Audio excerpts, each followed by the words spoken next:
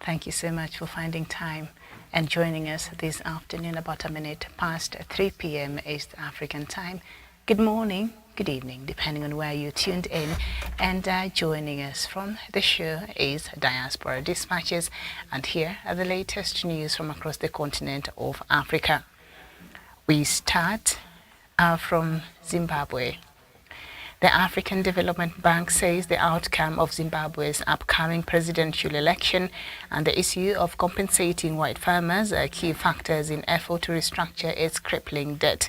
The bank head, Akinwumi Adesina, is directing efforts to help Zimbabwe pay off debt of more than $8 billion to foreign countries.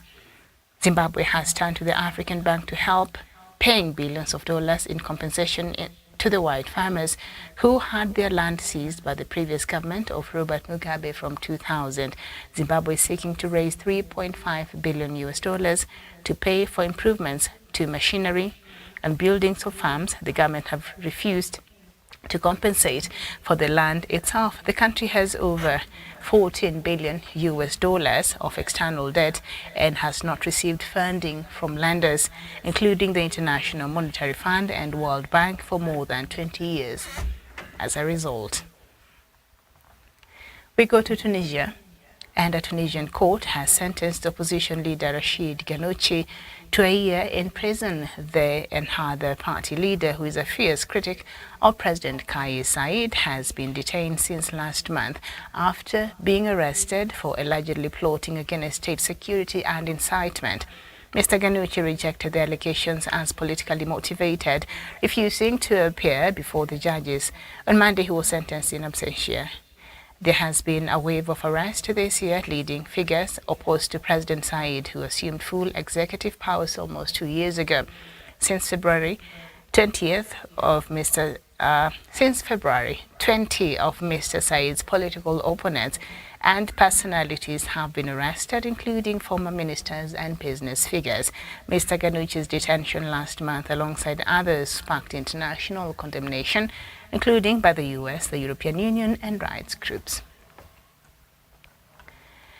And from Sudan, the latest, Sudan's military leader, Lieutenant General Abdel Fattah al-Burhan, has sacked the acting Interior Minister Anan Hamed Mohamed Omar, who is also the police chief. In a statement, General Burhan named Khalid Hassan as the new General Director of Police.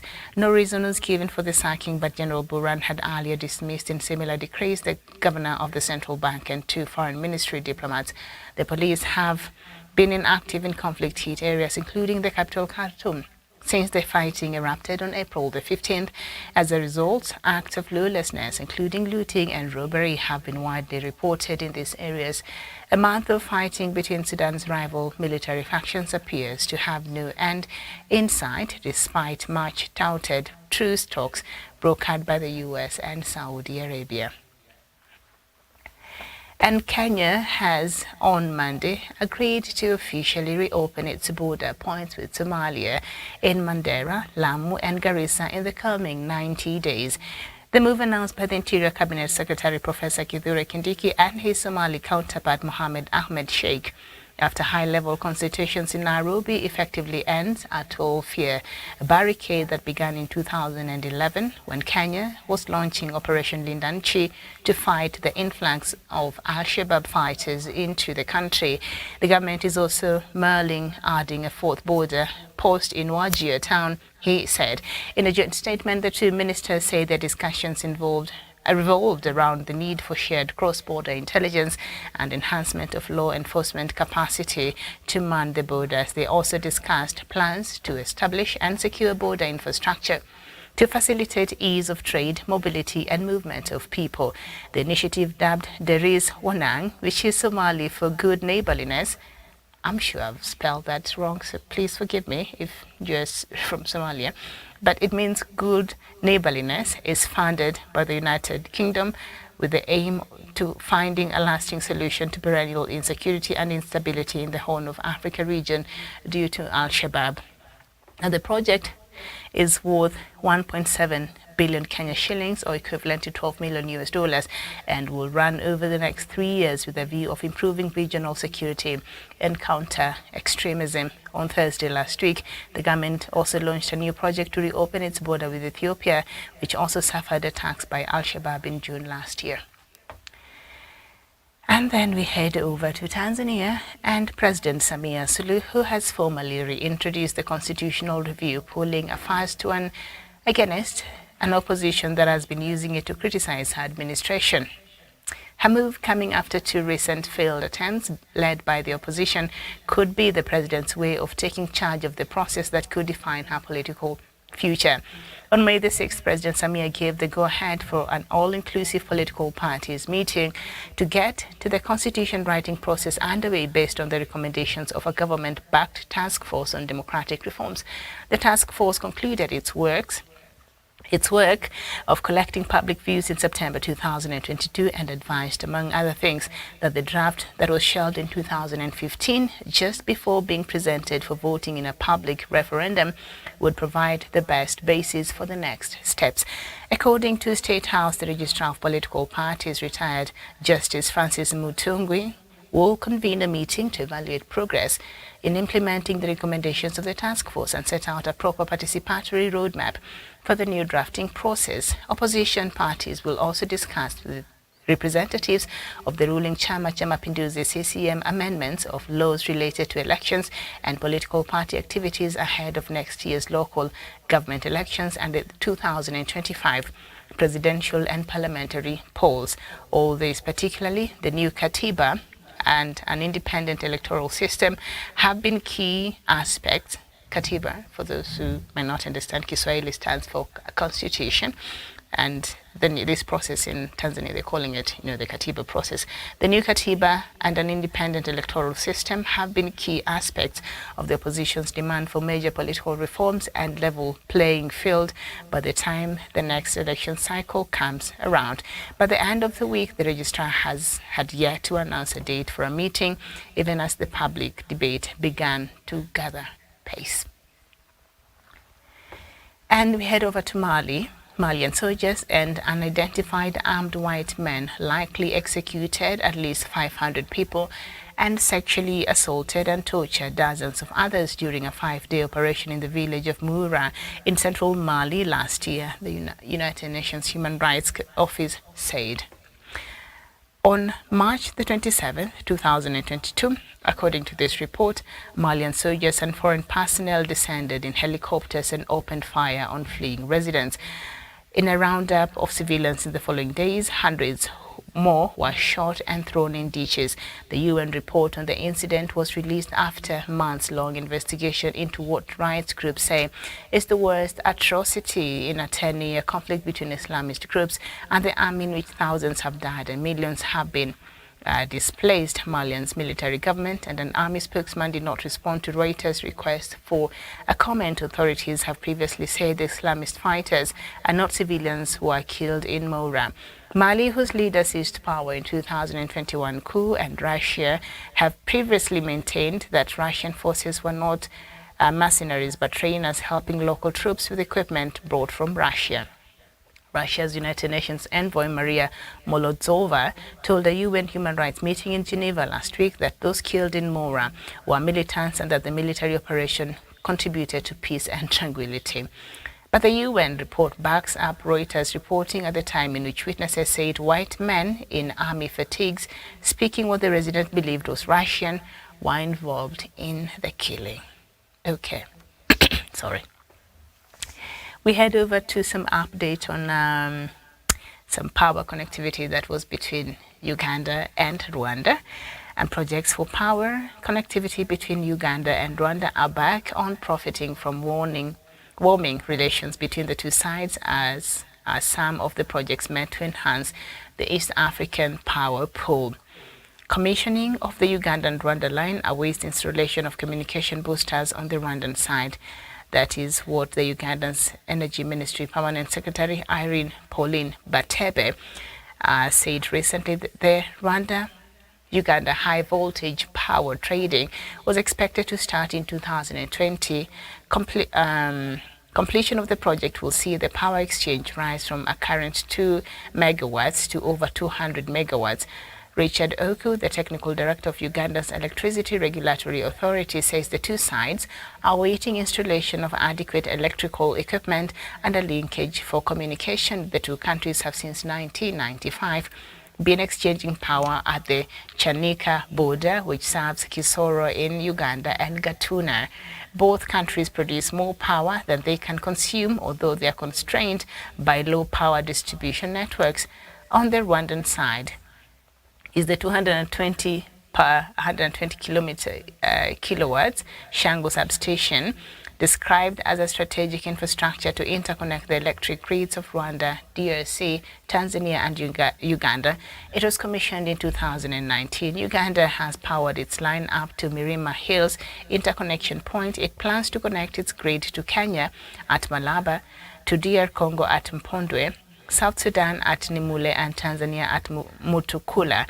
However, construction of high voltage overhead transmission lines in the neighboring countries stalled, making it difficult for Uganda to export its power. These projects from the wider Eastern African Power Pool Power, the EAPP, a projection of the future linkages between various power grids.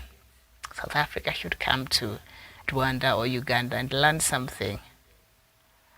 It should learn something, because they joke too much over there with these power shortages. But anyway, let's move on to Nigeria and get the update on the preparation for the inauguration of the president-elect. The military and the Inspector General of Police, Usman Baba, on Monday read the Riot Act to individuals and groups opposed to the inauguration of the President-elect Bola Tinubu on May the 29th. The Director of Defense Information, Brigadier General Tukur Gusau, re-echoed the military warning to dissident groups that any threat to the transition program and by extension to democracy in the country would be crushed. The Chief of Army Staff, Lieutenant General Farouk Yahaya, had earlier threatened to crack down on potential threats to national security and warned troublemakers not to test the will of the military. Gusau, while responding to inquiries from the local media on the threats to the inauguration, explained that the military stood by the warning it earlier issued groups calling for an interim government. Asked if the military was ready to neutralize threats to the inauguration ceremony, he simply answered yes, neutralizes murder people. And this military head said yes, if it forces them to do that, then, they will not hesitate, adding that the preparation for the event was ongoing. Addressing journalists at a press briefing at the force headquarters, Louis Adet House, Abuja, the IG said the police and other security agencies are ready to deal with aggrieved political actors and their supporters plotting to scuttle the swearing-in program. The defense headquarters at the police handed down the warning on Monday as the Federal High Court sitting in Abuja fixed Thursday for hearing of a suit seeking to stop the inauguration of the former Lagos State Governor. Justice Inyang Ekwo on Monday asked the 5 applicants who sued on behalf of the Federal Capital Territory residents and voters to convince the court of their locus standi jurisdiction and whether there is a similar matter before the Presidential Election Court. But speaking against the background of the clamor by some people for an interim government and an alleged incitement statements that Tinubu should not be sworn in as the president, the IG cautioned those involved in any plot to destabilize the presidential inauguration to desist, as the security agencies were determined to protect democracy in the country. He stated that Nigerian police hereby, according to that statement, sternly warns all political actors with subversion agenda and their collaborators, particularly their foot soldiers, those are their diehard supporters, I'm assuming, who they are exposing to political radicalization and extremism. I thought this was democracy, but no. So henceforth, jettison, whatever that means, their ongoing premeditated attempts to create tension within the national space with the intention of derailing the May 29th, 2023 presidential inauguration ceremony. So in short, if you're not Bola Tinubu supporter, stay away from that inauguration. If you don't agree with the results of the presidential election that took place on the 29th, stay away from that venue. There is a case, an active case in court challenging that. So maybe you need to go show your support there. But if you think that you're going to cause trouble, you have been warned. The IG has warned you in good time, and they've said they have no problem neutralizing anybody. Neutralizing means killing. You'll be shot dead if you went there and caused trouble. So for your own interest, if you don't agree with whatever will be happening in that event, the best thing to do is stay at home and be safe and mind your business, because from that press statement, I would not advise you to take a chance there, because they will consider you an extremist. And what else? Let me get that for you. They will consider you an extremist and a person who has been radicalized. So you and the Al-Shabaab and Boko Haram, you'll be looked at from the same lens. Okay? So you better stay at home if you will not be purposing to go there and celebrate. Okay? Don't go protesting there. So I'm just trying to help you. But anyway, let's head over to some news from Algeria, but related to France. Thousands of Hakis or their descendants will be eligible for new compensation for having stayed in French reception structures in deplorable conditions between 1962 and 1975. The French government announced on Monday, which has decided to expand the list of these sites. French Muslims, mainly recruited as auxiliaries of the French army during the Algerian War of Independence in 1954 to 1962, the Hakis were abandoned by France at the end of the conflict. Tens of thousands of them and their families fled retaliatory massacres in Algeria and were herded into France, often in very appalling conditions. The Hakis, as they are known, and their descendants today, form a community in France of several 100,000 people. The government took this decision on the basis of the recommendations of the first annual report of the Independent National Commission for the Recognition and the Repatriation of Hakis Suffered by Hakis, now submitted on Monday evening to Prime Minister Elizabeth Borne in the presence of Patricia Miralles, Secretary of State for Veterans Affairs and Memory. The CNIH, that is the Commission for the Recognition of the Reparation for Hakis, CNIH, was set up as a part of the Law of Recognition and Reparation for Hakis, promulgated on February 23, 2022, after being announced by President Emmanuel Macron in September 2021. So Macron is doing one good thing there, but it's a long history. So let's head over to Tunisia. More than 18,000 people living mainly on islands in the Niger River in the Tillabéri region, western Niger, have started to return to their homes after fleeing recent violence, partly linked to clashes between communities. That is according to media sources. As a prelude to these returns, armed forces have been deployed in these islands to guarantee security. A total of 18,775 displaced people, of whom 13,400 were in Oyoru and 5,375 in Dessa, are affected by this return, according to official figures. To return, they borrow their motor canoes.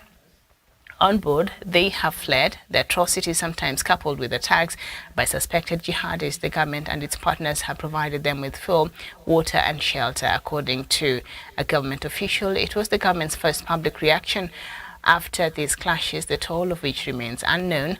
A local elected official reported at least 10 people died. And a local journalist explained that these clashes followed several assassinations of villagers by suspected jihadists who also steal cattle and demand taxes. The Tillabéri region is located in the so-called three borders zone between Niger, Burkina Faso and Mali. Several ethnic groups, Jerma, Fulani, Tuareg and Hausa, live here. Niger has launched several large-scale operations there against the jihadists with the recent support of French soldiers present in the region. Very well. Okay. I don't know if I want to speak much, but you're now up to date, 21 minutes past 3 p.m. here in Nairobi. So this story of France and these Hakis people, maybe just a quick explanation to help us understand. So during the Algerian War of Independence, remember, after there was some agitation of independence from few countries across at the height of independence calls across the continent of Africa and other places around the world, France was quickly losing its colonies. So for Algeria, I think because of its proximity to Europe, I don't know, but for some reason, France had given Algeria some very special status, and it treated it like one of its provinces.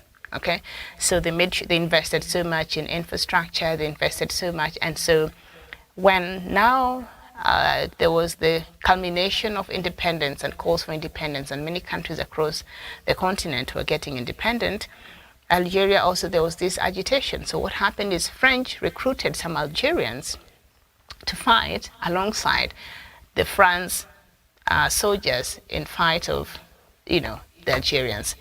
So afterwards, these Algerians who were fighting along France soldiers had to be relocated went to France, I think, and they could not come back because they were being looked at as sellers. So in case you're wondering why we have this huge population of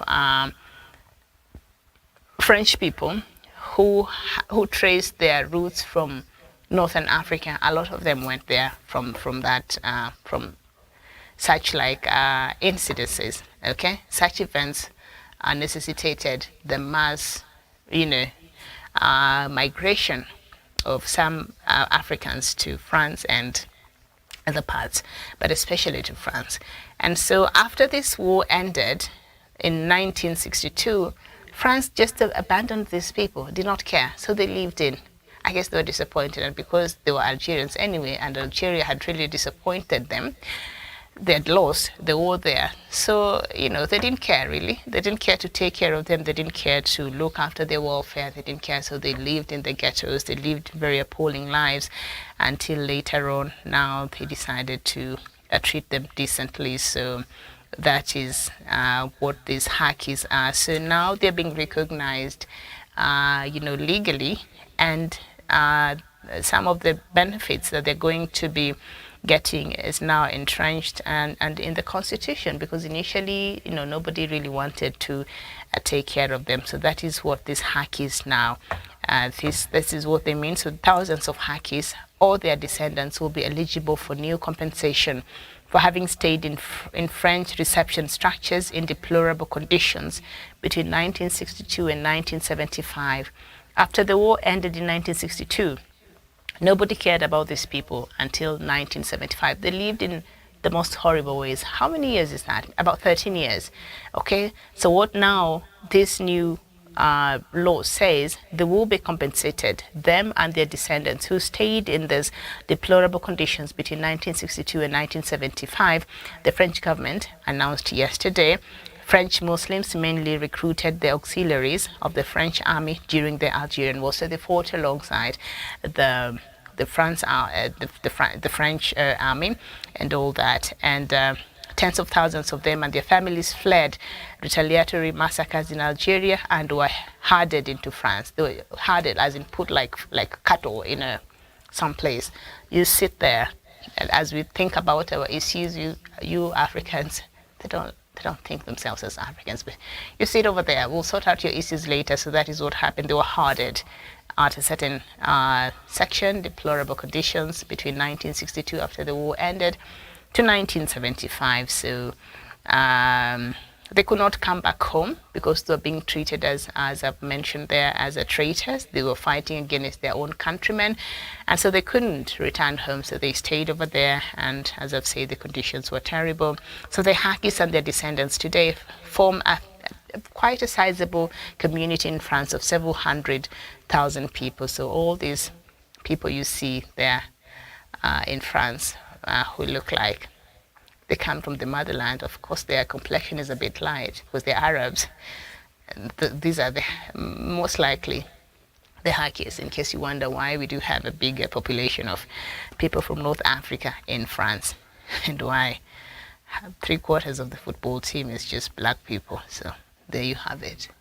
Except the footballers are really from the sub-Saharan Africa. Those are descendants from the real motherland down here. That is just one of the reasons why you see a lot of black people there. So of course now they've gone, they're nationals there in France, and so there you go. So that is what I wanted for us to talk about this afternoon.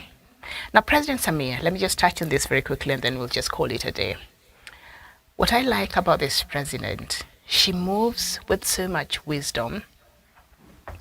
The opposition have been using the issue of constitutional review, especially around laws, electoral laws, that are quite limiting and don't seem to serve the agitation for a more dynamic political scene in Tanzania.